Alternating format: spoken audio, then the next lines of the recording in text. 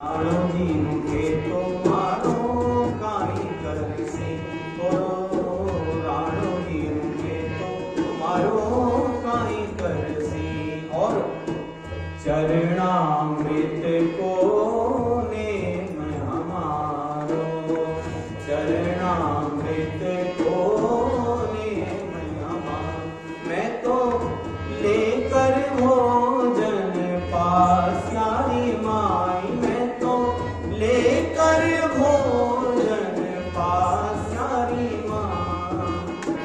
राणो जी रूठे तो मारो काई करसी राणो जी रूठे तो मारो काई करसी। और क्या करेंगे? गिरिधर आगे नृत्य करास्या गिरिधर आगे नृत्य करास्या।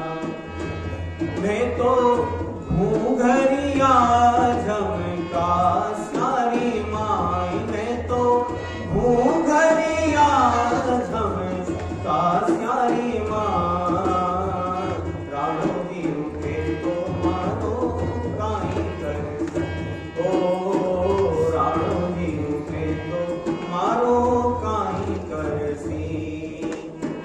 राणो जी रूठे तो मारे नगरी राखे राणो जी रूठे तो मारो नगरी राखे।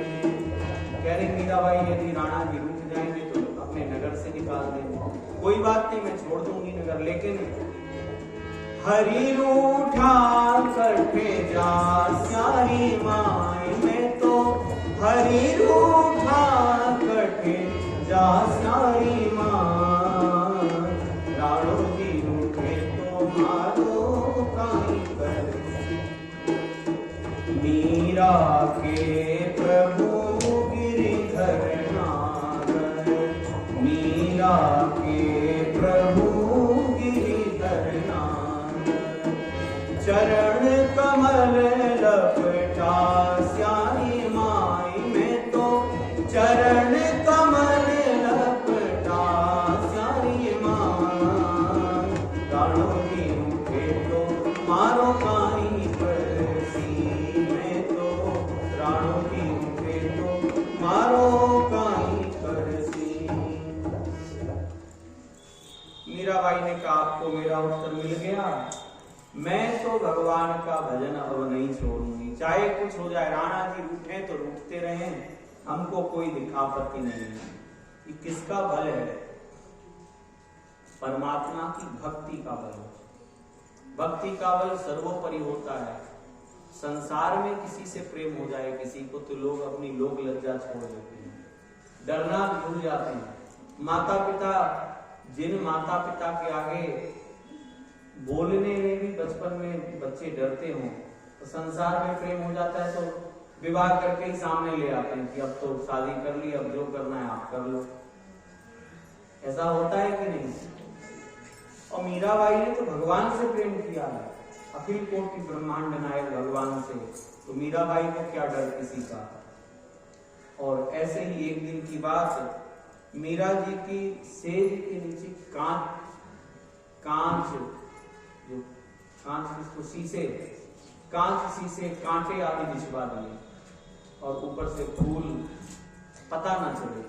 मीराबाई विश्राम करने लगी तो मीराबाई की सखियों ने रोका कि हमको संदेह हो रहा है क्योंकि राणा ने यह सेज भेजी है आपके लिए, इसमें कुछ दुर्घटना भी हो सकती है, इसलिए आप इस पे साइन ना करें। मीराबाई ने कहा देखो और किसी के लिए शूल होगा, मेरे लिए तो फूल ही होगा। और ऐसा कह के मीरा जी जैसे ही लेटी तो राणा ने तो तीखे तीखे शूल बिछवाए थे, लेकिन मीराबाई के लिए वह फूल बन गए। भक्ति के मार्ग में जो आगे बढ़ता है उसके लिए कांटे भी फूल बन जाते हैं, और संसार के मार्ग में जो पड़ा रहता है उसके लिए फूल भी कांटे बन जाते हैं। यह भक्ति की विशेष महिमा है। विक्रम सिंह ने पूछा उदाबाई से, क्या हुआ, समझा के आई तुम? उदाबाई ने कहा भैया वो तो समझने से रही, हमको वही उपदेश देने लगी कि तू भी भजन कर, तो मैं तो भाग आई वहां से, कहीं उसका रोग मुझको न लग जाए। देखो कोरोना बीमारी थी ना जो, वह छूने से फैलती थी, उसकी बात करने से तो नहीं फैलती थी कि हम कोरोना की बात करें कि इसको हो गया तो हमको भी हो जाएगा, नहीं। लेकिन ये भगवान का प्रेम ऐसा है कि ये सुनने से भी फैल जाता है, इसकी बात भी कोई करे तो फैल जाएगा। श्री रत्नावती जी का चरित्र आता है वर्तमान में। ये भी राजस्थान की भक्ता हुई और जयपुर नरेश महाराज मानसिंह की पत्नी हुई, तो उन्होंने भी बहुत भजन किया। रत्नावती जी ने सिंह को खाने के लिए भेजा गया उनके लिए, और जब सिंह आया तो दासी ने कहा देखिए महारानी साहिबा शेर आया है। रत्नावती जी ने कहा अच्छा नरसिंह भगवान आए हैं, जो कि सिंह कई दिन से नरभक्षी सिंह था, कई दिन से भूखा रखा गया था कि रत्नावती जी के कक्ष में पहुंचेगा और जब उनको मार देगा, खा जाएगा, तो शेर को भी मरवा दिया जाएगा और जांच कमेटी बैठा के रिपोर्ट को रफा दफा करवा देंगे कि अरे गलती से पहुंच गया महल में। राजा पति ने ही भेजा था। पति ने क्यों भेजा कि वो भजन करती है, और भजन राज परिवार में होके भजन कर रही, संतों के साथ आ जा रही है, इससे हमारे कुल की कीर्ति कलंकित हो रही है। तो रत्नावती जी ने कहा अच्छा नरसिंह जी पधारे हैं। तो उन रत्नावती जी को भक्ति कहां से मिली? अपनी दासी से मिली। दासी भक्ता थी उनकी, वह भगवान का काम इनके यहाँ करती और भगवान का नाम लेने के कभी कभी उसके नेत्रों से अश्रु प्रभाव होने लगता। भक्ति भगवान की किसी से भी प्राप्त हो सकती, गुरु तत्व कहीं भी प्रकट हो सकता है। ऐसा नहीं कि पुत्र में गुरु तत्व नहीं प्रकट हो सकता है, पुत्र में भी गुरु तत्व प्रकट हो सकता है। रत्नावती जी ने पूछा कि ये तू अचानक से रोने लगती है, आंसू आ जाते हैं, तुझे कोई रोग हो गया है क्या, कोई बीमारी है क्या? उस दासी ने कहा महारानी साहिबा आज पूछ लिया तो पूछ लिया, दोबारा मत पूछना। क्यों? कहा ये रोग तो सुनने से ही फैल जाता है, ये ऐसा कैसा रोग हो गया तुझे? कहा ये भगवान के प्रेम का रोग लगा है मुझे, बताना, तेरी बात मुझे अच्छी लग रही है। अब वह दासी ने जब सारी बात बताई, भगवान की चर्चा करने लगी, तो कहा रसिक नरेशन की वाणी कर रही है। भगवान की चर्चा की उसने और ये भी भक्ति में आगे बढ़ गई। ऐसे ही मीराबाई की बात पे उदाबाई कह रही है कि अरे ये बीमारी बड़ी खतरनाक है, मैं रुकी नहीं, ज्यादा देर रुकती तो हो सकता मुझे भी यह रोग लग जाता, मैं इसलिए भाग आई वहां से। विक्रम सिंह ने कहा ठीक किया, लेकिन अब क्या किया जाए इसका? पहले तो 2 गुप्तचरियों को लगाया मीरा जी के लिए कि वे महल में ही रहेंगी मीरा जी के, और क्या कर रही हैं, कौन आ रहा है, यह सब गतिविधि पे देख रेख करेंगे। इसके बाद विक्रम सिंह ने क्या किया, श्री मीराबाई के ठाकुर जी को, गिरधर गोपाल और शालीग्राम भगवान थे, उनकी चोरी करवा दी। मीराबाई पहुंची, पट खोला, ठाकुर जी सिंहासन पे नहीं है। विकल हो गई मीराबाई। यह आशंका नहीं कि ठाकुर जी चोरी हो गए, भक्तों के लिए वे तो साक्षात परमात्मा है, प्रभु है, तो वे चोरी कैसे हो जाएंगे? उनकी इच्छा है तभी तो गए यहां से। मीराबाई रुदन करने लगी, प्रभु मुझसे क्या अपराध हो गया, लगता है मुझसे कोई आपकी सेवा में त्रुटि हो गई है, इसीलिए आप हमको छोड़ करके चले गए हैं। प्रभु ऐसा मत करो, कोई अपराध हुआ भी है तो क्षमा कर दो, आप तो दया सिंधु हो, करुणा वत्सल हो, भक्त वत्सल हो, यदि कोई अपराध बन भी गया तो वह क्षमा कर दो, लेकिन हमारे पास आ जाओ। विक्रम सिंह प्रत्येक घटना पे नजर रखा हुआ है कि क्या हो रहा है वहां पर। गुप्तचर बता रहे हैं कि अब वह छटपटा रही है। विक्रम सिंह ने कहा बहुत अच्छा, अब क्या किया जाए? विक्रम सिंह ने एक युक्ति लगाई कि सुनो ऐसा करो, एक सपेरे को बुलाओ, और सपेरे को बुला करके विषधर सर्प, जिसका जहर का कोई तोड़ ना हो, कई सांप ऐसे होते हैं जो काटते ही प्राणांत हो जाए, ऐसा सर्प मंगाया जाए। एक पिटारी लाई गई, सर्प उसमें रख दिया गया और विक्रम सिंह ने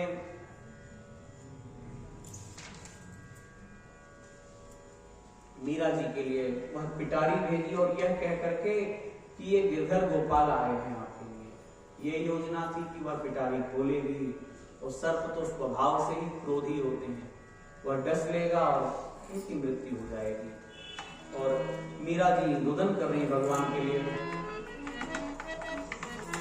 श्याम माने थारे बिनु रयो ना जाए, श्याम माने थारे बिनु रयो ना जाए, तन मन जीवन प्रीतम वारा, तन मन प्रीतम जीवन वारा, बारे रूप लुभा, थारे बिनु रयो ना जाए, खान पान मांगे फीका लागे, खान पान मांगे फीका लागे, नैन रहा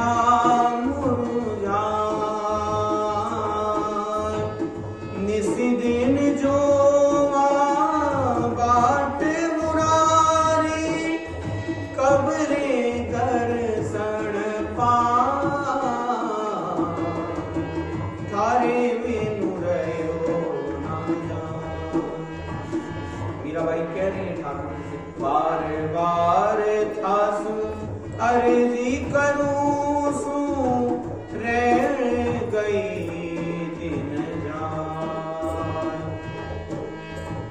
मीरा के हरि थाम लिया बिन, तरस तरस मर जाए, थारे बिनु रयो ना जाए, श्याम माने थारे बिनु रयो।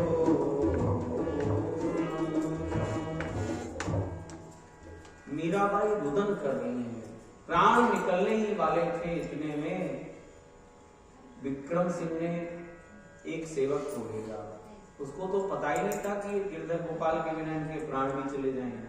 उसने सोचा अरे सर्प ही इसको मार दे तो अच्छा है, तो उसने पिटारी भेजी और पिटारी में सर्प है। किसके हाथ से भेजे? तो विशेष दासी के हाथ से। और कहा खूब रानी सा आप चिंता को अब निकाल दें मन से। जब हमारे महाराज विक्रम सिंह को पता चला कि आपके गिरधर गोपाल चोरी हो गए हैं, तो वे उनको भी बड़ा बुरा लगा और उन्होंने अपने गुप्तचरों को भेजा, सैनिकों को भेजा और आपके ठाकुर जी को खोज लिया गया। इसी पिटारे में ठाकुर जी हैं आपके, आप मंदिर में पधराइए और सेवा करिए। मीराबाई बड़ी प्रसन्न हुई, वाह राणा जी ने मेरे ठाकुर जी की खोज करवा दी, वाह ये तो बड़े मंगल की बात है। बड़ी प्रसन्न हुई, वाह मेरे ठाकुर जी मेरे पास। नाचने लगी मीराबाई प्रेम में, हाँ कुमार रानी सा आपके ठाकुर जी आ गए हैं। अब मीराबाई बड़ी प्रसन्न हुई और कह रही हैं, सब मिली मंगल गावो सखी, सब मिली मंगल गावो सखी, मेरा प्राणेश्वर घर आया जी। सब मिली मंगल गावो सखी, मेरा प्राणेश्वर घर आया जी। तन की ताप मिटी सुख पाया, हिल मिल मंगल गाया जी। सब मिली मंगल गावो सखी, मेरा प्राणेश्वर घर आया जी। घन की धुन सुनी मोर मगन भया, घन की धुन सुनी मोर मगन भया, मेरे मगन भई मिल प्रभु अपना सु धोखा दर्द मिटाया दी सब मिली मंगल गाओ सखी मेरा प्राणेश्वर घर आया दी चंद कुनेर खुई कुमदड़ी फूली हरखी भई मेरी काया दी मीरा बिरहणी शीतल भई है मीरा बिरहणी शीतल भई अब सब दुख दूर न साया दी सब मेरी गाओ मंगल सखी मेरा प्राणेश्वर घर आया। मीराबाई जैसे ही पिटारे को खोलना चाहती थी तभी मीरा जी के साथ जो मायके से उनकी दो दासियां आई थी। पहले ऐसा होता था कि जब विदाई होती थी तो कुछ दासियां जो निज सेवा में रहती थी वे मायके से ही आती थी। ये विशेष ध्यान रखेंगी मेरी पुत्री का बेटी का। तो मीराबाई के साथ जो उनके मायके से पीहर से कुछ सेविकाएं आई थी उनमें एक का नाम चंपा था। उसने कहा स्वामिनी आप इस पिटारे को मत भूलिए। क्यों ना बोलूं? कहा अरे मुझे लगता है राणा जी ने कोई धोखा किया है, कुछ धोखा होगा तो फिर अनर्थ हो जाएगा। मीरा जी ने कहा बावरी इतनी प्रतीक्षा के बाद प्रभु पधारे हैं और कदाचित तू धोखे की कल्पना कर रही है। कदाचित राणा ने यदि धोखा किया भी होगा, कोई षड्यंत्र भी होगा, तो क्या मेरे प्रभु का विधान, मेरे प्रभु ऐसे हैं प्रतिकूल भी अनुकूल बना देंगे, इसलिए तू चिंता मत कर। मंगला एक थी, मंगला ने कहा भाई साहब आप बहुत भोली हैं, अरे बहन चंपा की बात पर ध्यान दीजिए, ऐसे हर किसी पे विश्वास मत करिए, आप देख चुकी हैं वह, आप भला आपके ठाकुर जी को क्यों पुजवाएंगे। मीरा जी ने कहा देखो किसी पर विश्वास किया जाए या ना किया जाए, लेकिन भगवान के ऊपर तो विश्वास किया जाएगा। भगवान का नाम लिया गया है कि इसमें गिरधर गोपाल है, और मैं ना बोलूं तो फिर अनर्थ हो जाएगा। और मीराबाई ने कहा कि आप लोग को यदि भय लग रहा हो तो आप पीछे हो जाओ। और पिटारा जैसे ही मीरा जी ने खोला तो क्या हुआ,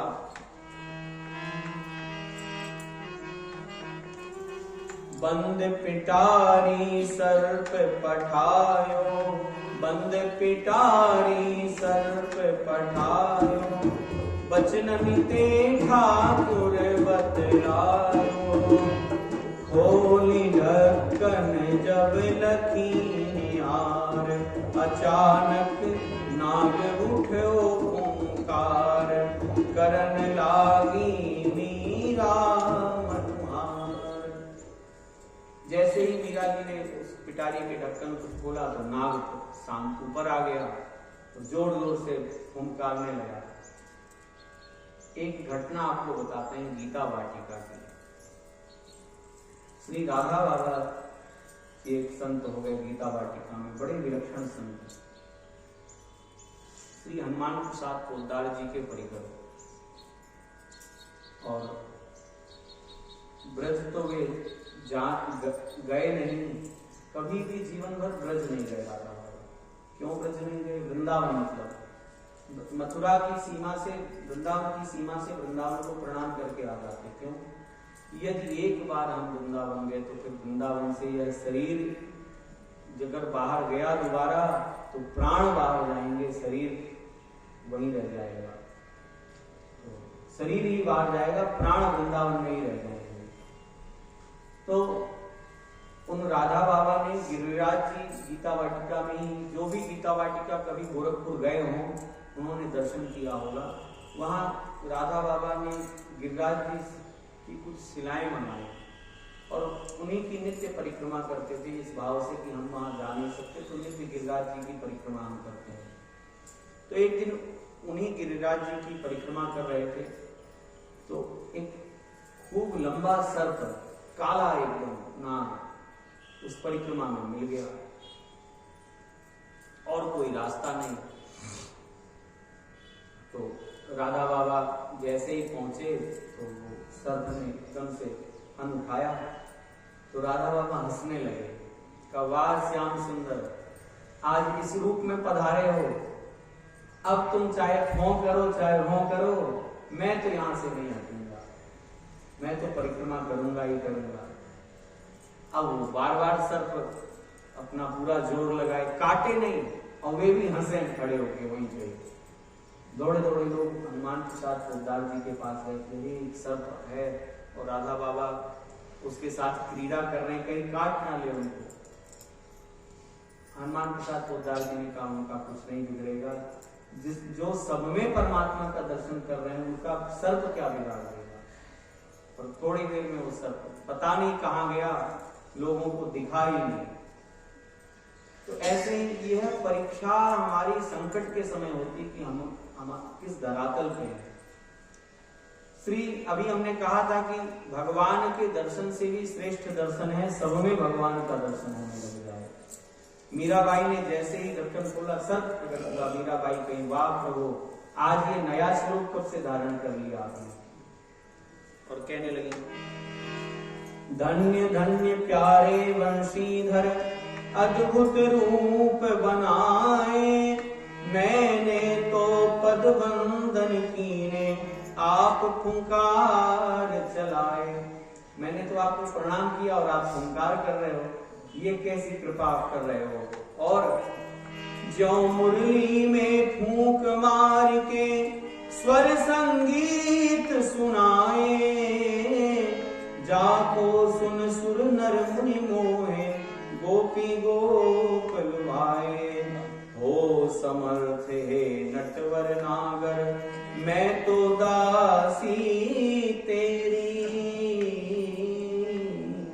हो समर्थ तुम नटवर नागर। प्रभु आप तो समर्थ हो, आप किसी भी रूप में आ सकते हो, लेकिन मैं तो आपकी दासी हूं। मैं तो दासी तेरी, जहां रहूं और जैसे रहूं, पर रहूं चरण की चेरी। मीरा जी ने जैसे ही प्रार्थना की तो वह सर्प तो पता नहीं कहां गया, उस पिटारी में गिरधर गोपाल खड़े हैं। सारे नाम भगवान को हाथ में लिए हैं गिरधर गोपाल। मीराबाई मगन हो गई और मीरा मगन भई हरि गुण गाए। इसी समय मीराबाई ने इस पद को गाया, सांप पिटारा राणा जी ने भेजा, मीरा को दीजे जाए, खोल पिटारी देखने लागी, शालिग्राम गई पाए। मीरा मगन भई हरि गुण गाए। श्री गिरधर गोपाल की कृपा से मीराबाई का कुछ भी नहीं बिगड़ा। विक्रम सिंह ने सारी बात जब पता चली तो क्या कहने लगा, वाह गजब की जादूगरनी है। यही समस्या है लोगों की, जो ज्यादा बुद्धिमान लोग होते हैं वो भक्ति में प्रेम में विश्वास ही नहीं करते, वो जादू ही समझेंगे, कहेंगे अरे जादूगर है ये, तो जादूगर जैसे हाथ की सफाई दिखाता है ऐसे ये भी जादूगरी दिखा रहे हैं। तो मीराबाई के भक्ति पे प्रेम पे विश्वास नहीं हो रहा है उनको। विक्रम सिंह ने कहा क्या करें, कैसे बात बनाई जाए। तो एक वैद्य राज को बुलाया गया और वैद्य राज को बुला करके कहा कि ऐसा है, तुम्हारे औषधालय में हलाहल विष हो, जो खूब तेज तीक्ष्ण विष हो, ऐसा विष लेके आओ, जिस विष की कोई काट ना हो तुम्हारे पास भी। ऐसे विष रहते थे वैद्यों के पास। केवल देखिए जहर किसी को मारने के काम में नहीं आता, कई औषधियों में भी विष का प्रयोग किया जाता है और औषधि के प्रयोग से वह विष भी अमृत के समान बन जाता है। तो उसने कहा कि ऐसा विष लाओ जिसकी कोई काट ना हो। वैद्यराज ने विष लेके आया, पूछा भी कि महाराज किसके लिए, कहा ये तुम्हारे लिए जानना आवश्यक नहीं है, इसका प्रभाव बताओ। एक कटोरे में विष बना के लेके आया, कहा ये इतना तेज विष है कि किसी हाथी को भी यदि इतना विष पिला दिया जाए तो वह एक क्षण भी जीवित नहीं रहेगा, तब तत्काल मर जाएगा। अब विचार करें, हाथी भी मर जाएगा तो मनुष्य का तो क्या होगा। श्री मीराबाई के लिए वह विष भेजा, किससे भेजा जाए? तो एक वहां दयाराम नाम के पंडा रहते थे, नाम भी बड़ा भगवान ने खोज के उसका रखा था, नाम दयाराम। और उसको बुलाया और कहा जाओ इस हलाहल विष को यह कह के, इसमें तुलसी डाल लो ऊपर से, और यह कह के देना मीराबाई को कि यह चरणामृत है भगवान का और तुम लेके आओ। मेरा नाम मत लगाना, मेरा नाम नहीं आना चाहिए, कहना कि अपने ठाकुर जी का चरणामृत मैं आपके लिए लेके आया हूं। दयाराम ने कहा महाराज किसी और से भेज दिया जाए, मेरा नाम ही दयाराम है, मुझसे क्रूरता का काम करवाओगे। विक्रम सिंह ने कहा कि जाते हो कि तलवार से तुम्हारा ही सिर काटूं पहले। अब वह किम कर्तव्य विमोह हो गया, क्या करूं? तो भक्त के आगे जाने में ही भलाई है। जैसे मारीच के सामने दो रास्ते थे, या तो रावण से मरे या राम जी के आगे जाए। तो मारीच ने सोचा इस दुष्ट से मरने से अच्छा राम जी के बाणों से ही मर जाए तो अच्छा। तो दयाराम पंडा ने कहा ठीक है, और दयाराम है असमंजस में, भक्तिमती है मीरा, ताको विष पठवत पात की परिस्थिति गहन गंभीरा। किम कर्तव्य विमूढ़ बुद्धि है, समझ नहीं कछुआवे, ऐसे नीच की सेवकाई से ठाकुर मोहि बचावे। ऐसे दुष्ट की सेवकाई से तो भगवान ही बचाए। जाना तो पड़ेगा क्योंकि इसको पता है कि पीछे गुप्तचर भी होंगे हमारे।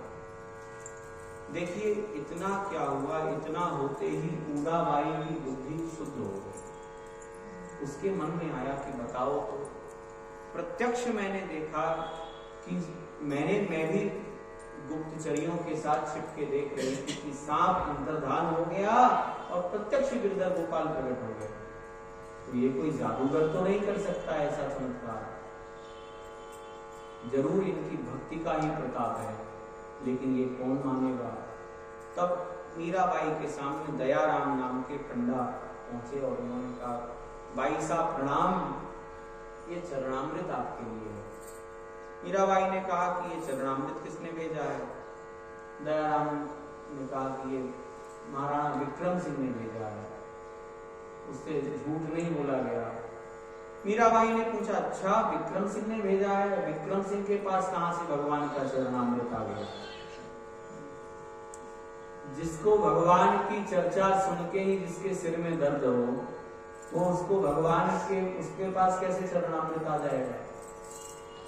दयाराम ने कहा कहां से आया, कैसे आए सरकार, ये हमको पता नहीं है, आपके लिए चरणामृत भेजा है, आप स्वीकार करिए।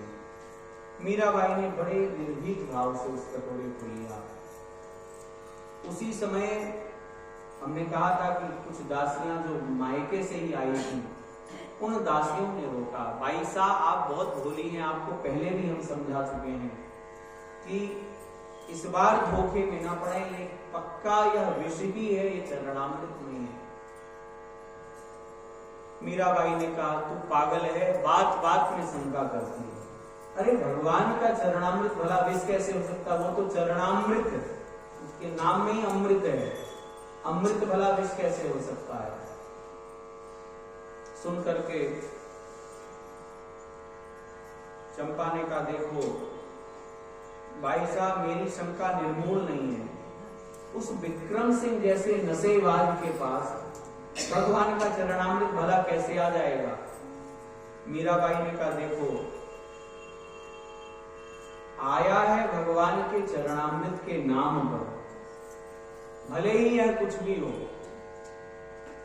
लेकिन पहला तो भगवान का चरणामृत, दूसरा भगवान के नाम पे आया, तीसरा दयाराम नाम के पंडा जी लेके आए। अब पंडा जी को ज्ञान हुई, हे भगवान ये देखो हमारे नाम पे भी कितना विश्वास है हमको, मीरा जी ने कहा चौथा इसमें तुलसी पत्र डला हुआ है। अब बताओ शंका की गुंजाइश कहां रह गई और क्यों किया जाए शंका? अगर विष भी हुआ तो भोलेनाथ ने भी तो विष का पान किया था। भोलेनाथ चलो भगवान हैं, भक्त प्रहलाद को भी तो विष दिया गया था, प्रहलाद का भी बाल बांका नहीं हुआ। जैसे कांच की सेज फूल बन गई, जैसे सर्प से गिरधर गोपाल प्रकट हो गए, उसी प्रकार से यह विष भी मेरे लिए अमृत ही होगा, चिंता मत करो। इतने में मीराबाई पीने ही वाली थी कि बूढ़ाबाई आ गए सामने। देखिए भगवान भी परीक्षा प्रश्न पत्र कठिन करते जाते हैं। अभी तक तो मीराबाई वैसे जानती थी ये विषय, लेकिन भक्त की महिमा बढ़ाने के लिए भगवान ने क्या किया, उदाबाई को भी भेज दिया। उदाबाई ने कहा भाई साहब आप यह बिल्कुल मत पियो। क्यों? अरे भाभी आप नहीं जानती हो ये जहर ही है, अच्छे से मैं जानती हूँ, क्योंकि मेरी ही मंत्रणा थी जहर भेजने में। आप मत पियो इसको। अब देखो प्रमाणित हो गया कि जिसने भेजा है वही कह रहा है, अब तो नहीं पीना चाहिए। मीराबाई ने कहा देखिए आप लोगों के लिए या औरों के लिए तो विष होगा, लेकिन मेरे लिए तो अब यह चरणामृत कह के आया है तो अमृत ही है। और कहते कहते मीराबाई ने उसका पान कर लिया। उदाबाई ने कहा भाभी जी आपने यह जानबूझकर विषपान किया, ये ठीक नहीं किया। मीराबाई ने कहा आप चिंता ना करें, मैंने विष का पान नहीं किया, मैंने तो भगवान के चरणामृत का ही पान किया है। विष जिसको पीना हो वो पिए। और ऐसा कह के मीरा ने कहा अरे चंपा मेरी घुंघरू तो लेके आ जा, ये पद तभी का है। मीराबाई ने विष पिया और विष पी करके गाने लगी मीराबाई।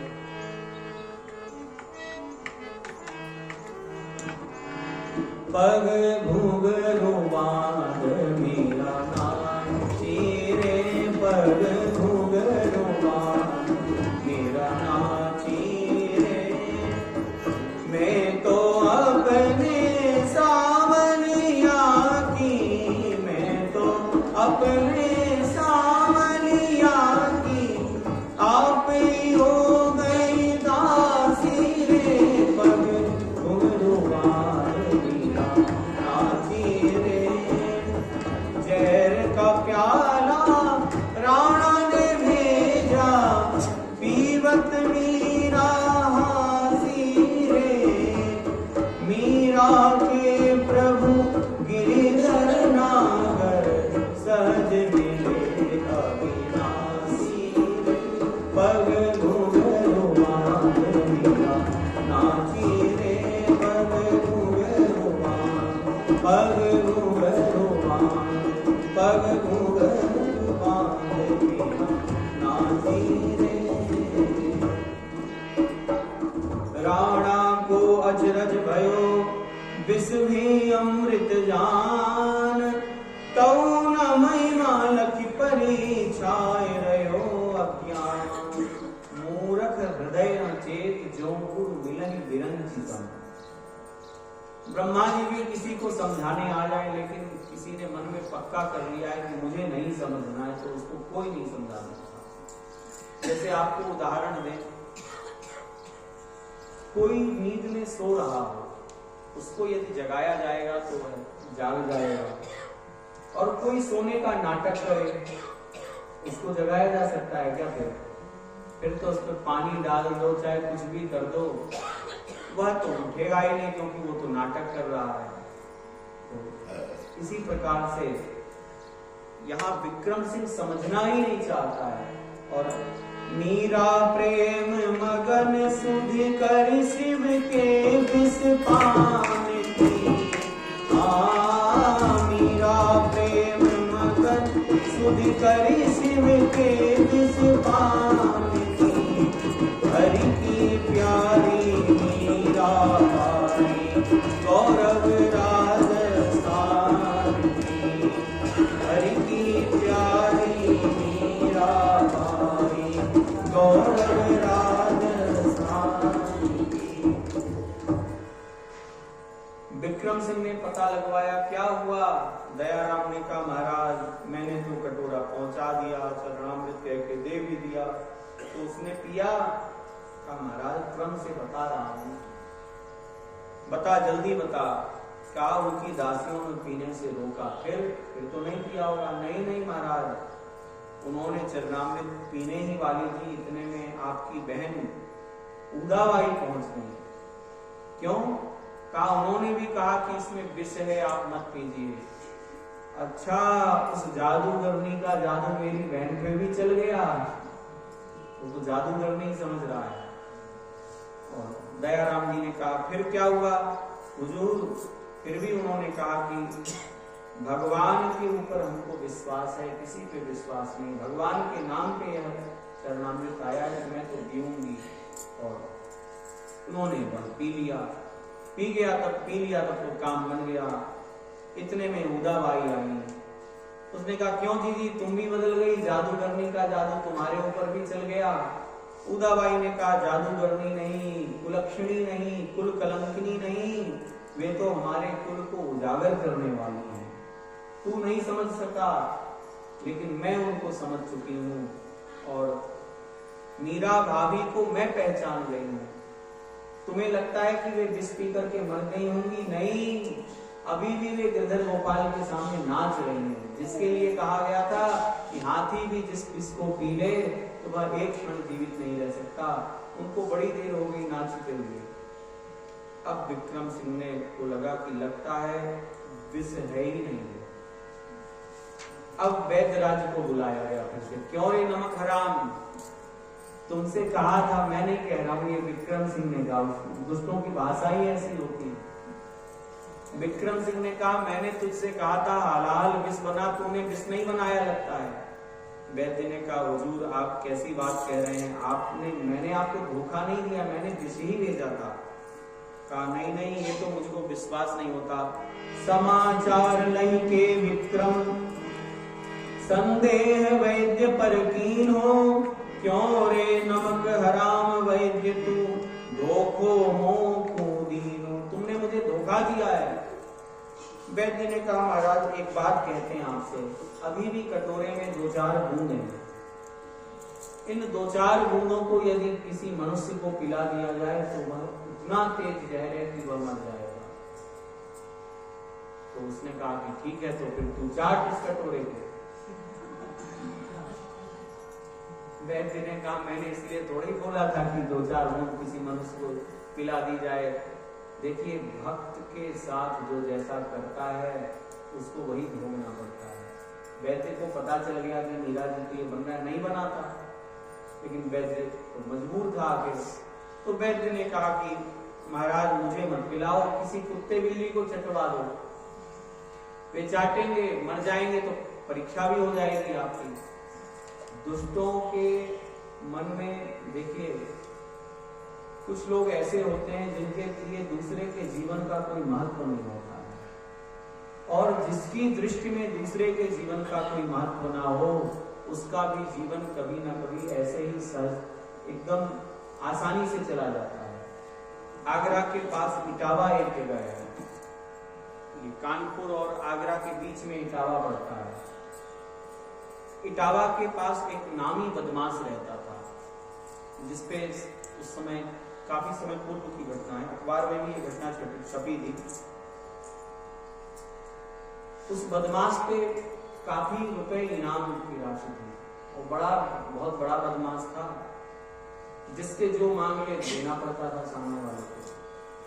तो एक बार की बात, अनजान व्यक्ति अपनी गाड़ी से जा रहा था, तो किसी ढाबा होता है सड़क के किनारे, किसी ढाबे पर कुछ चाय पानी पीने के लिए रुका, और वो आया और उसने बंदूक रखी सामने ही, हाथ में ली और कहा ए मिस्टर जल्दी से 25,000 रुपए दो। पुराने जमाने की बात बता रहा है, 25,000 रुपए दो नहीं तो अभी मारे जाओगे।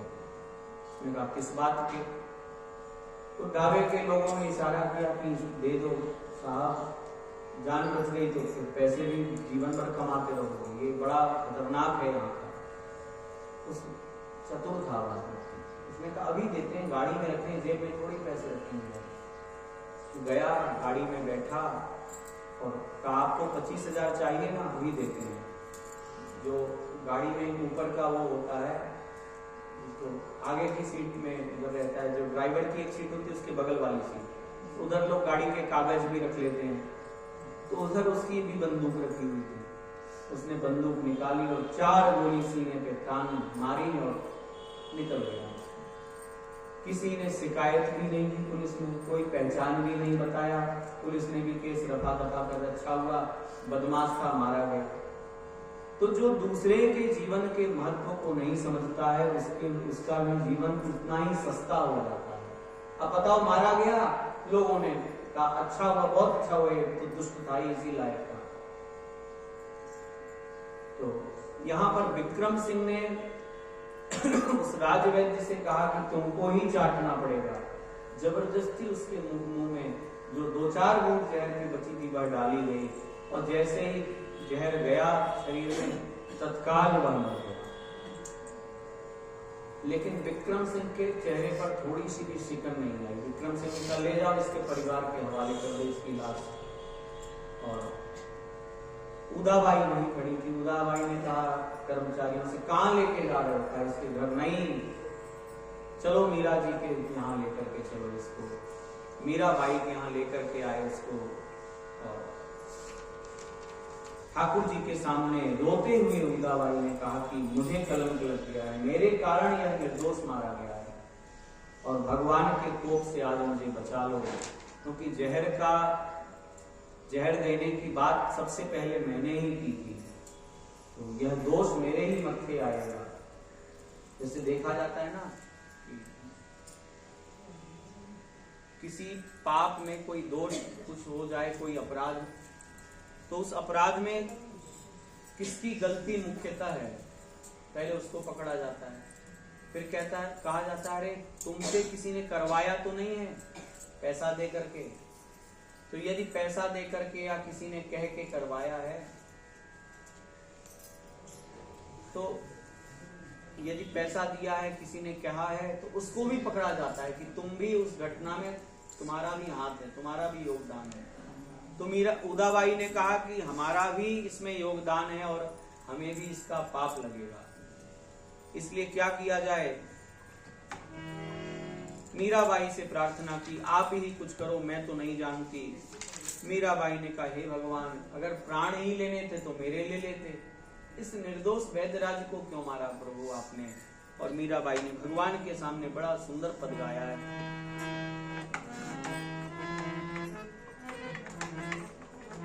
हरि तुम हरो जनकी पीर। प्रभु आप अपने भक्तों के कष्ट का हरण करते हो। द्रौपदी की लाज राखी, तुरंत बढ़ायो चीर। हरि तुम हरो जनकी पीर।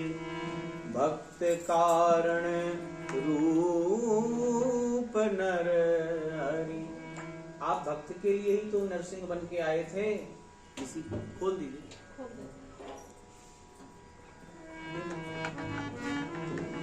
भक्त कारण रूप नर हरि, धर्यो आप शरीर। हिरण कश्यप मार लीन्यो, धर्यो नाहिन धीर। हरि तुम हरो जनकी पीर। बूढ़ तो गजराज राख्यो, कियो बाहर नीर। दासी मीरा लाल गिरधर, चरण कमल पर सीर। हरि तुम हरो जनकी पीर।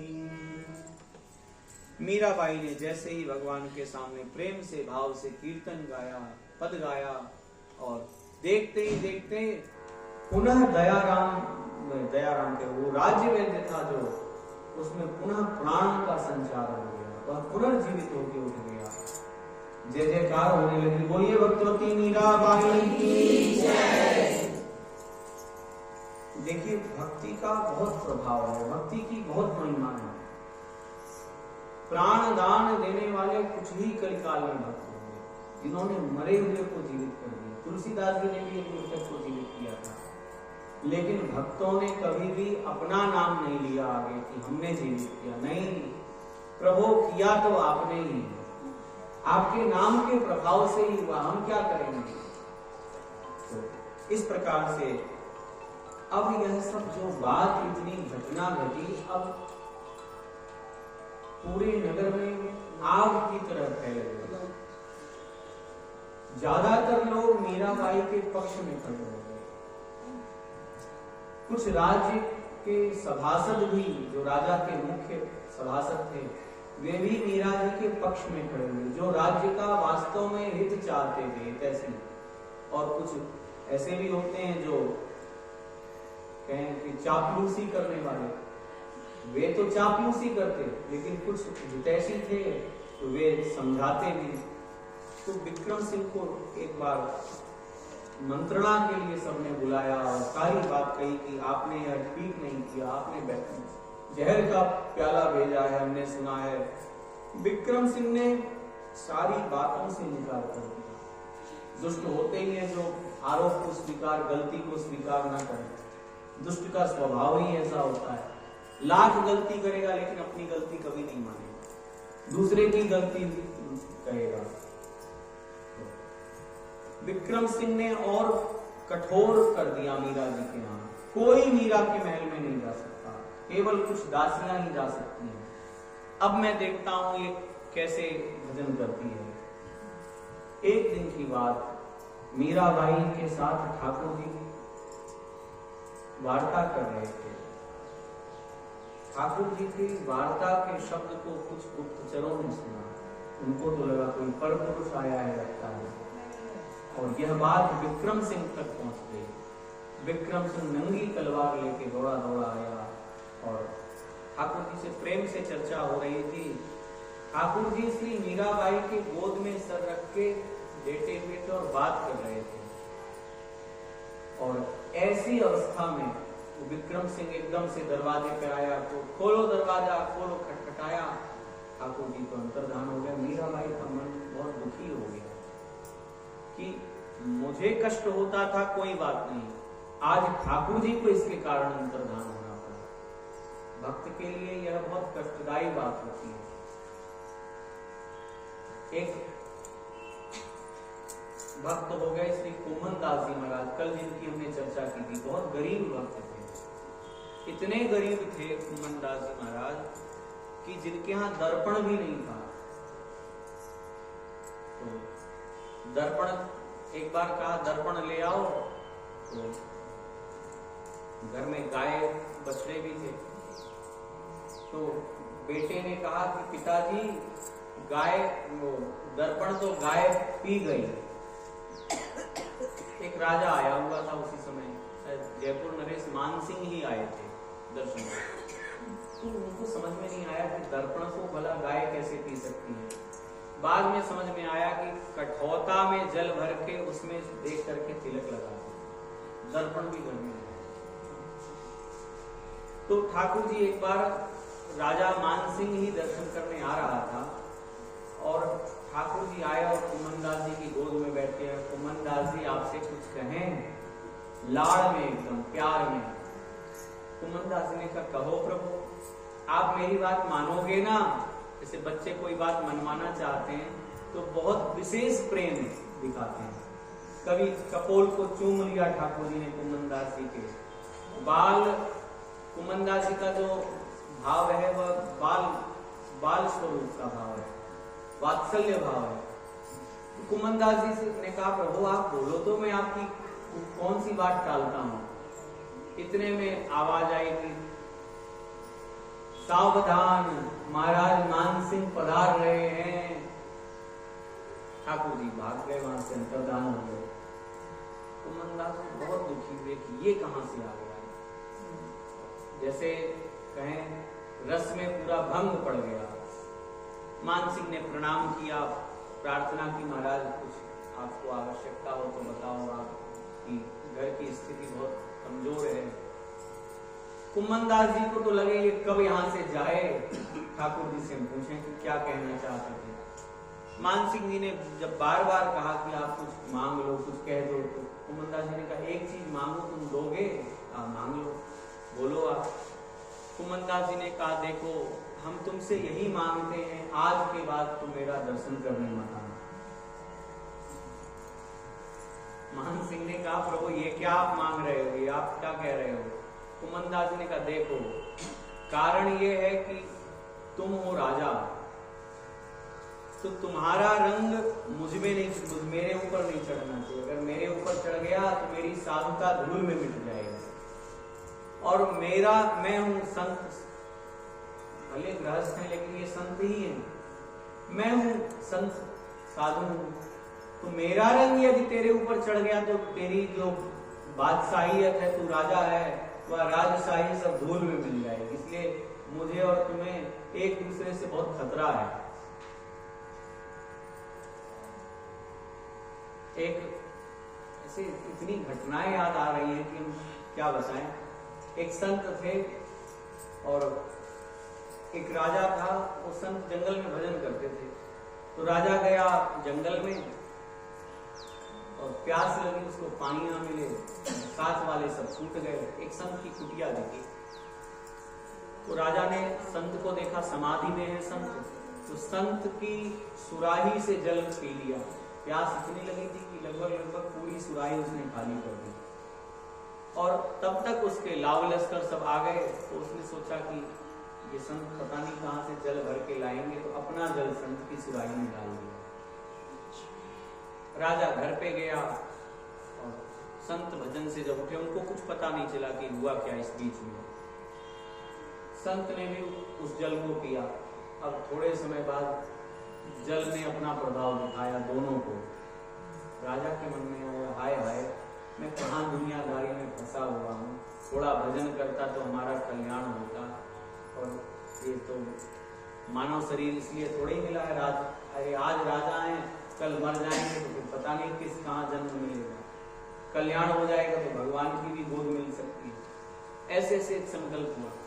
संत के मन में क्या उठने लगा, देखो तो जीव पूरा शरीर सूखा जा रहा है, सुख की नींद आज तक नहीं ली, हमको याद भी नहीं है, और ना भगवान मिले ना माया मिली, थोड़ा माया का ही स्वाद चख लेते तो क्या बुरा था। संत के मन में इस तरह की बात आई और राजा के मन में इस तरह की बात आई। अब दोनों चले। संत ने सोचा कि देखते हैं किसी नगर में जाते हैं, और इधर राजा ने सोचा कि उन्हीं संत के पास जाते हैं जहां जल पी के आए थे। राजा आया, राजा ने कहा कि महाराज आपकी कृपा से सब कुछ है हमारे पास, लेकिन अशांति है, तो हम भजन करना चाहते हैं। संत ने कहा हमारी कुटिया खाली पड़ी है, तुम भजन करो, और हम सोच रहे हैं कुछ दिन तुम्हारे राजमहल में रह के देखें। तो राजा ने कहा महाराज बड़ी कृपा, आप जैसे वीतरागी संत हमारे राजमहल में पधारेंगे तो बड़ी कृपा। संत पहुंच गए राजमहल में और राजा आ गया जंगल में। थोड़े दिन में जब वह जल पच गया, तब संत ने सोचा हे भगवान, ये हम कहाँ पड़े हैं आकर के। आए थे हरि भजन को, ओटन लगे कपास, आए थे भगवान के भजन को, और यहाँ कहाँ राजा के महल में फंस गए। और उधर राजा के भी मन में आया हे भगवान, ये रात में मच्छर काटते हैं, खटमल काटते हैं, ये कहाँ हम इतने अच्छे, ऐसी अच्छी धुनत घात थे। एक दुनिया था जो रुई धुनते हैं, तो रुई धुनने वाला दुनिया था। तो परिवार थोड़ा बड़ा था, तो उसका गुजर बसर नहीं हो रही थी, तो सोचा फौज में भर्ती हो जाते हैं, फौज में विशेष सुविधाएं मिल जाती हैं। फौज में गया, भर्ती होने पहली जिस दिन भर्ती हो उसी दिन युद्ध छिड़ गया, तो उसको लगी पहली ही गोली, उसी को ही लग गई।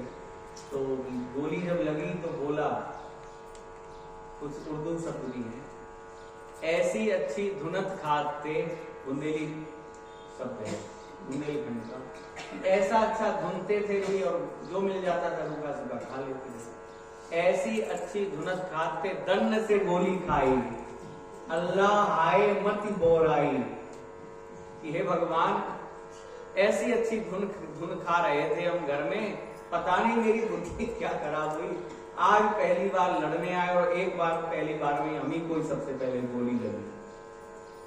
तो राजा ने सोचा कितना बढ़िया हम राजमहल में थे सुखपूर्वक, पता नहीं हमारी बुद्धि को क्या हो गया, कोई बात नहीं, अब हम उनको राज्य भी दे चुके हैं, कैसे जाएं। तो संत के मन में तो वैराग्य हुआ, तो संत तो दौड़े कुटिया की ओर।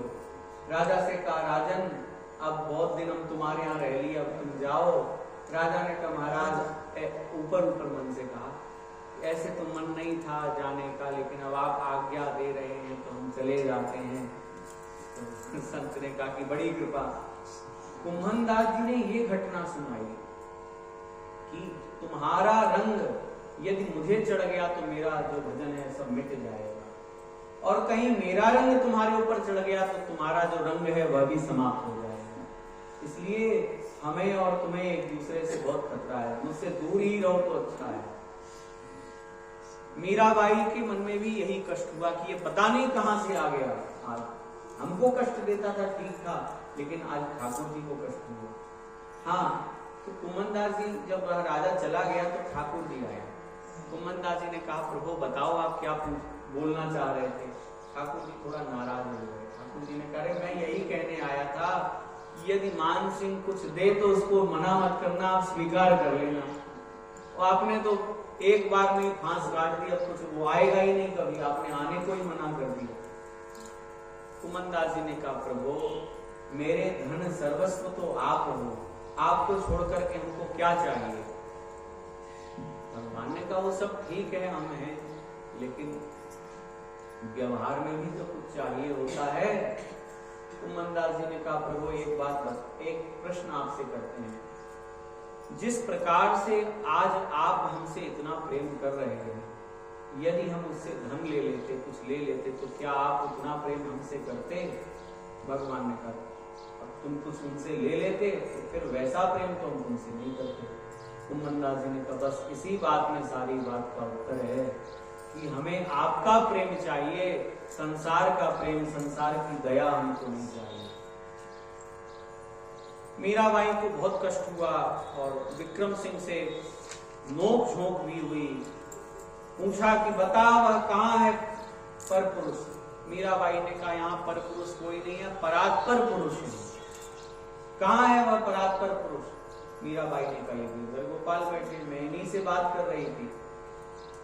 राणा सिंह विक्रम सिंह ने कहा रे ये पत्थर की, विक्रम सिंह के शब्द हैं, पत्थर की मूर्ति भी भला किसी से बात करती कि मैं बच्चा हूं क्या जो मैं तुम्हारी बात मान लूंगा। मीराबाई ने कहा देख राणा, तेरे लिए भले यह पत्थर की मूर्ति हो, मेरे लिए तो यह साक्षात गिरधर गोपाल है। मैं इन्हीं से बात कर रही थी। खूब खोजा राणा विक्रम सिंह ने कि कुछ मिल जाए, लेकिन वहां कोई होता तब ना मिलता, कोई नहीं मिला। मीराबाई ने कहा कि राणा जी जिससे वार्ता हो रही थी या यूं कहीं होती रहती है, वो ऐसे नहीं मिलता, वो हथियार लेकर के नहीं मिलता, उसके लिए तो मेरे मार्ग से जाना पड़ेगा, जो मेरा प्रेम का मार्ग है उसमें यदि आगे बढ़ोगे तभी वह मिलेगा, ऐसे नहीं मिलेगा। विक्रम सिंह ने तलवार निकाल ली थी, ज्यादा जले पर नमक मत छिड़क, नहीं तो मीराबाई ने कहा ये भी इच्छा पूरी कर लो, तुम्हारी कीर्ति और बढ़ जाएगी। कि विक्रम सिंह ने एक अबला नारी पे शस्त्र उठाया। विक्रम सिंह लज्जित होकर के वहां से चला गया और मीराबाई के मन में आया कि अब क्या करें। मीराबाई ने एक पद गाया,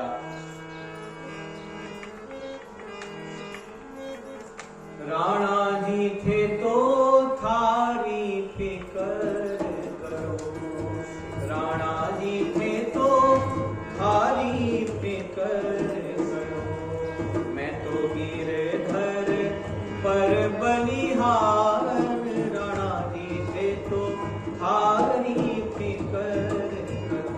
हे राणा जी मैं तो गिरधर गोपाल पे न्यौछावर हो गई, आप अपनी चिंता करो, मेरी चिंता मत करो, क्योंकि कह कह के गई हार हमारी, कह कह के गई हार हमारी, करी नहीं स्वीकार। मीरा के प्रभु गिरिधर नागर मारो अविनाशी भरतार। राणा जी थे तो थारी फिकर करो, हाँ मैं तो गिरिधर पर बलिहार। राणा जी थे तो थारी फिकर करो। और उल्टे पांव लौट गया। मीराबाई के मन में आया अब क्या करें, कहाँ जाएं? तो मीराबाई ने श्री तुलसीदास जी महाराज को पत्र भेजा कि हे गोस्वामी जी महाराज, आप ही बताइए मैं क्या करूं। पत्र क्या लिखा? स्वस्ति श्री तुलसी गुण भूषण दूषण हरण गोसाई, बारहि बार प्रणाम करो मम हरहु शोक समुदाय। घर के स्वजन हमारे जेते, सबहि उपाधि बढ़ाई। साधु संग अरु भजन करत मुई, देत कलेश महाई। मुझे बहुत कलेश दे रहे हैं, कष्ट दे रहे हैं भजन करने में, इसलिए बालपने ते मीरा कीनी, गिरधर संग मिताई। मैंने गिरधर लाल के साथ मित्रता की बचपन से ही, इसलिए सो तो अब छूटत नहीं क्यों हूं, लगन लगी बरियाई। मेरे मातु पिता के सम हो, हरि भक्तन सुखदाई। मोकू कहा उचित करी वो है, लिख भेजो समझाई। एक सुखपाल नाम के ब्राह्मण के द्वारा वाराणसी के लिए पत्र भेजा है तुलसीदास जी के पास। और पत्र पढ़ करके श्री गोस्वामी जी ने पत्र को मस्तक से लगाया, क्योंकि मीराबाई ने भेजा है। भले ही मीराबाई का भाव पिता का हो और तुलसीदास जी की उम्र भी अधिक है, लेकिन तुलसीदास जी का जो भाव है, क्योंकि मीरा जी गिरधर गोपाल की प्रिया है और तुलसीदास जी का भाव है ठाकुर जी के प्रति, वे माता पिता हैं मेरे। तो तुलसीदास जी ने सोचा कि ये मेरी भी माँ के समान होगी, तो मैं इनको क्या उत्तर दूं, लेकिन पूछ रही है तो मैं भी एक पत्र में उत्तर दिया। जाके प्रिय न राम गए तजिए ताहि, कोटि बैरी सम यद्यपि परम स्नेही। और उदाहरण दिया फिर गोस्वामी जी ने, तजियो पिता प्रहलाद विभीषण, भरत बंधु महतारी। बलिगुरु तजियो कंत ब्रज बंधन, भयो मंगलकारी। ना तो नेह राम के मनियत, किसी से भी यदि संबंध मानो संसार में तो भगवान के नाते ही सबको मानो। हम आप क्यों मिले हैं? आप भगवान के चरित्र के, भक्तों के चरित्र के माध्यम से ही तो, नहीं तो आप हमको नहीं जानते, हम आपको नहीं जानते। भगवान के संबंध से ही सरोकार है। ना तो एक राम के मनियत, सुहृद सुसेव्य जहां लो।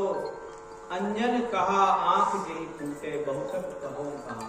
गोस्वामी जी ने कहा कि राम जी के नाते ही सब अपने हैं, बाकी कोई अपना नहीं है। और नहीं तो ऐसा काजल किस काम का जिससे आंख ही फूट जाए। मैं और क्या कहूं, इसलिए तुलसी सो सब भांति परम हित, पूज्य प्राण से प्यारो। जासो होय स्नेह राम पद, ए तो मतो हमारो। यही मत हमारा मत है कि भगवान के भजन में बंधन ना हो, ऐसा काम करिए। और बस मीराबाई को आज्ञा मिल गई है। मीराबाई ने चित्तौड़ छोड़ दिया उसी दिन, जिस दिन पत्र मिला उसी दिन गिरधर गोपाल को लेकर के मीराबाई श्रीधाम वृंदावन की ओर आई है। वृंदावन धाम में आकर के बड़ा आनंद आ रहा है मीराबाई को। दर्शन कर रही है जगह जगह। जिस वृंदावन धाम की इतनी महिमा गाई, स्वप्न में तो खूब दर्शन हुआ, आज प्रत्यक्ष दर्शन हो रहा। बावरी सी हो गई है मीराबाई। और दर्शन करते करते अचानक मीराबाई ने देखा कि दृश्य ही बदल गया। क्या दृश्य बदला कि मीराबाई ने देखा कि साक्षात ठाकुर जी ब्रज गोपियों के साथ लीला कर रहे हैं और एक गोपी फटकार रही है ठाकुर जी को। क्या फटकार रही है? आइए ब्रज की चर्चा हुई तो एक ब्रज का रसिया गाए। और ब्रज का रसिया ऐसा है, ठाकुर जी किसी गोपी के यहाँ चोरी करके भागे, तो जब चोरी की माखन की तो वो डांट रही है,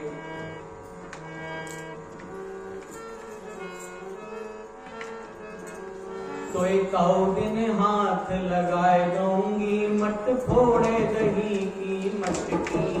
तो एक दिन हाथ लगाए दूंगी मत फोड़े दही की मटकी। मत फोड़े दही की मटकी, मत फोड़े दही की मटकी।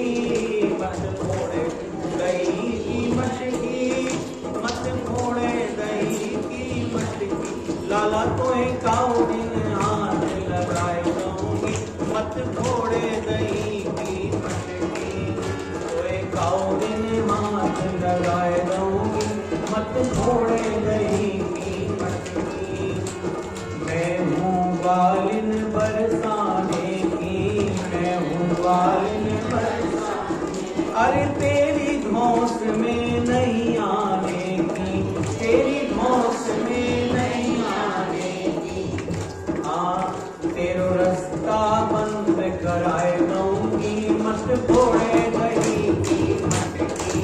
तेरो रास्ता बंद कराए दूंगी मत फोड़े दही की मटकी। लाला तेरो दिन हाथ लगाए दूंगी मत फोड़े दही की मटकी। तो एक दिन हाथ लगाए दूंगी मत फोड़े दही की मटकी। आगे कह रही है सखी, माता यशोदा से कह आई, मैया यशोदा से कह आई। अरे घर चल तेरी करेंगी पिटाई, घर चल तेरी करेंगी पिटाई। हाँ तो मुखल से बंधवाए दूंगी मत फोड़े दही की मटकी। तो मुखल से बंधवाए दूंगी मत फोड़े दही की मटकी। तो एक दिन हाथ लगाए दूंगी मत फोड़े दही की मटकी। तो एक दिन हाथ लगाए दूंगी मत फोड़े दही की मटकी। भयो अनोखो दूत भाती, भयो अनोखो दूत। अरे नेक शर्म तो क्यों नहीं आती, नेक शर्म तो क्यों नहीं आती। क्या करेंगी? तेरी कंस पे खबर कराए दूंगी मत फोड़े दही की मटकी। तेरी कंस पे खबर कराए दूंगी मत फोड़े दही की मटकी।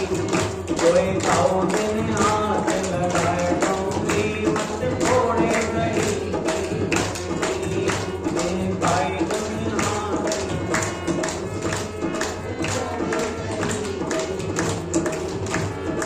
एक कंवरिया तो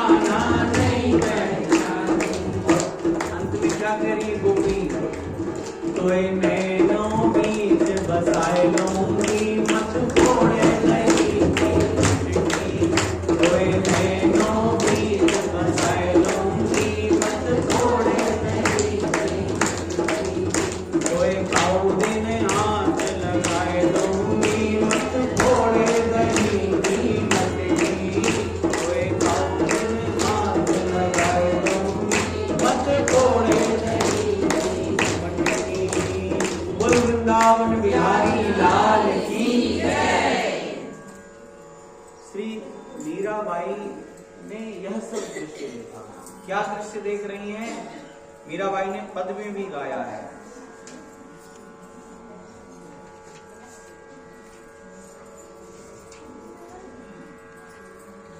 या ब्रज में कछु देख्यो री टोना,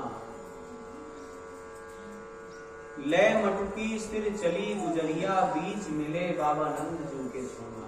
और क्या हुआ अचानक? अभी तक तो गोपी कह रही थी, अरे ले रोली कोई वीर दही ले लो, ले रही कोई माखन ले ले।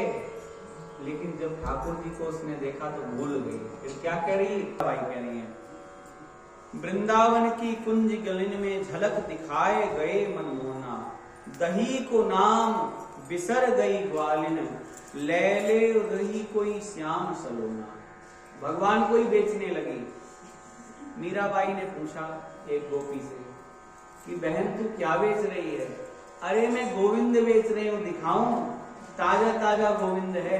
बेच रही थी मक्खन, वो कह रही गोविंद बेच रही हूँ। एक दही बेच रही थी, बहन तू क्या बेच रही? अरे मैं गोपाल बेच रही हूँ, गोपाल।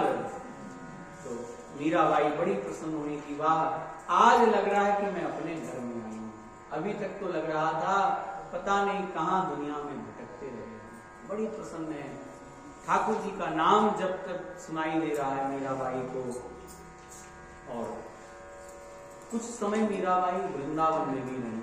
श्री जीव गोस्वामी जी का भी दर्शन किया। सिद्ध संत हुए वृंदावन के जीव गोस्वामी जी महाराज। जब दर्शन करने गई मीराबाई जीव गोस्वामी जी का, तो साथ के संतों ने कहा कि हमारे स्वामी जी की मर्यादा है कि वे किसी भी स्त्री शरीर के मुख का भी दर्शन नहीं करते। प्राचीन कुछ संतों की ऐसी मर्यादा थी और उनकी मर्यादा अपनी जगह सही भी है। मीराबाई ने कहा कि उनसे बता देना कि राजस्थान से मीरा दासी आई है और वह दर्शन की इच्छा है, दर्शन करना चाहती है। फिर से गए और उन्होंने फिर कहा कि मैंने आपसे कहा था ना, हमारे गुरुजी ने मना कर दिया।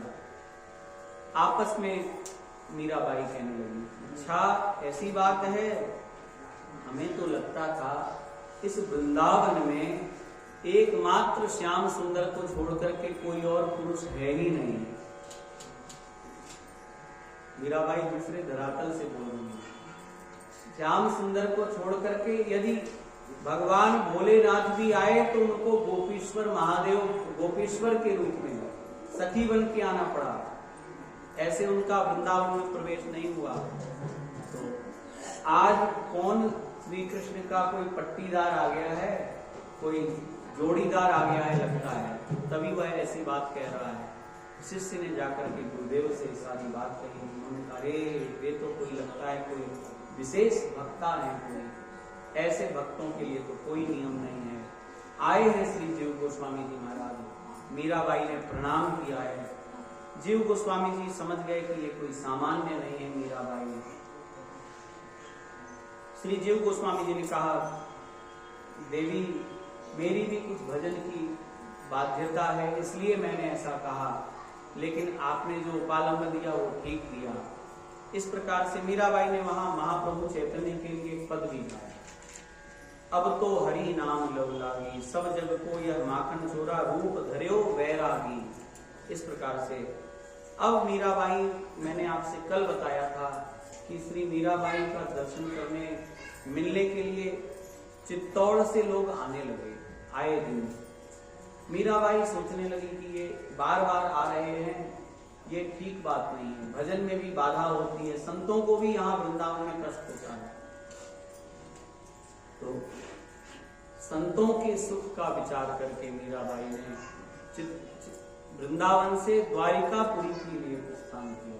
द्वारिकापुरी आके रहने लगी श्री मीराबाई। राज पुरोहित पहुंचे हैं मीराबाई से मिलने के लिए और पूछा है श्री मीराबाई ने कि आप कैसे पधारे, आज्ञा करिए, हमारे योग्य कोई सेवा होगी तो हम वह भी करेंगे। राजपुरोहित ने कहा, किस मुंह से हम निवेदन करें आपसे, लेकिन हम चित्तौड़ वासियों के सन्मुख अब कोई चारा ही नहीं था कि आपके पास आने के सिवाय। मीराबाई ने कहा आप बताइए, आप खुल करके सारी बात कहिए, आप जिस प्रयोजन से आए हैं वह बात बताइए।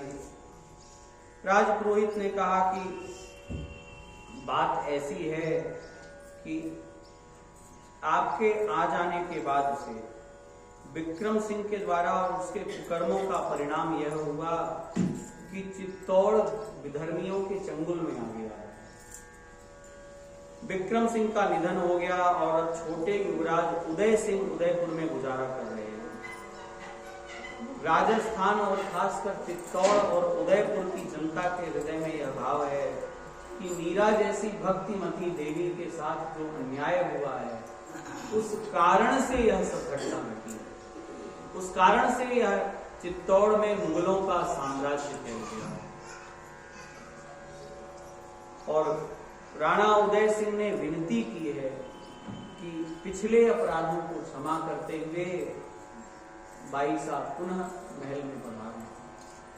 उनको किसी भी प्रकार से कोई रोक टोक उनके लिए नहीं होती। अपना मुकुट भेजा है कि आपके चरणों में रख के प्रार्थना किया। मीराबाई ने कहा देखिए पुरोहित जी, वास्तव में क्या है, पूरा संसार परिवर्तनशील है। जो आज राजा है उसको कब भिखारी बनना पड़ जाए यह कोई नहीं जानता है। इसलिए आप यह मत समझिए कि हमारे कारण हम चले आए तो ऐसा हुआ, ऐसा कुछ नहीं है। मीराबाई क्यों कहेंगी कि हमारे अपराध के कारण यह सब हुआ। और रही बात चित्तौड़ जाने की, तो हकीकत यह है कि अब हम चित्तौड़ छोड़ के आ चुके हैं। संत महापुरुष जिस रास्ते को, जिस मार्ग को एक बार त्याग देते हैं फिर लौट के उधर नहीं जाते। जैसे कोई उल्टी कर दे तो क्या उल्टी की ओर दोबारा देखता है? मैं चित्तौड़ को वमन करके आ चुकी हूं, मैंने छोड़ दिया चित्तौड़। अब राजघराना चित्तौड़ से हमारा कोई सरोकार नहीं। गए थे चित्तौड़, ठाकुर जी की इच्छा थी, ठाकुर जी की इच्छा हुई, छोड़ दिया। अब मैं लौट करके तो नहीं जाऊंगी। पुरोहित ने कहा, राजपुरोहित ने, कि यदि आप नहीं जाती हैं तो हमारे सामने कोई और चारा नहीं है कि हम अनशन करके अपने प्राणों का परित्याग कर दें। अब यही उपाय बचा हमारे सामने। मीराबाई ने कहा कि आप पूज्य गुरुदेव हैं, आदरणीय हैं, मैं अपने प्रियतम प्रभु को अब धाम आ चुकी हूं, पीठ दे करके संसार में फिर जाऊं, आपको यह उचित लगता है क्या? देखिए, किसी का प्रमोशन हो तो अच्छा लगता है, और उसका यदि पतन हो जाए तो वह किसी को अच्छा नहीं लगता। हंसी होती है दुनिया में कि अरे वाह, तुम तो बड़ा तमक करके गए थे, दुनिया हंसेगी हमसे। दुनिया हंसे कोई बात नहीं, लेकिन मैंने प्रतिज्ञा की है उसका क्या?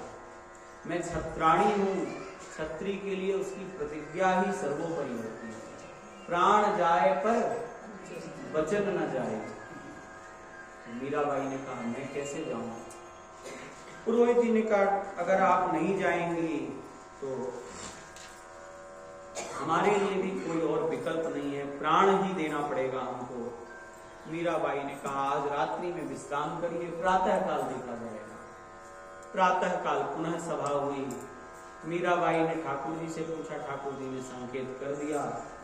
मीराबाई ने कहा ऐसा है, मैं आपके साथ चलूंगी, बस एक बार द्वारिकाधीश से विदा लेके आऊंगा।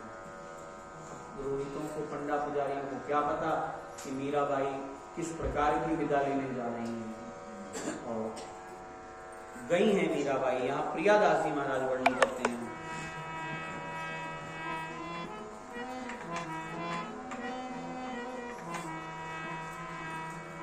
गई विदा होन मीरा रायरण छोड़ जूपे, बिलख के बिनती करत ही में वो रो गई। मीराबाई रोती जा रही हैं। हो गई विभोर भक्ति भाव माझ महासिंधु माई, राणा कुल की कालिमा और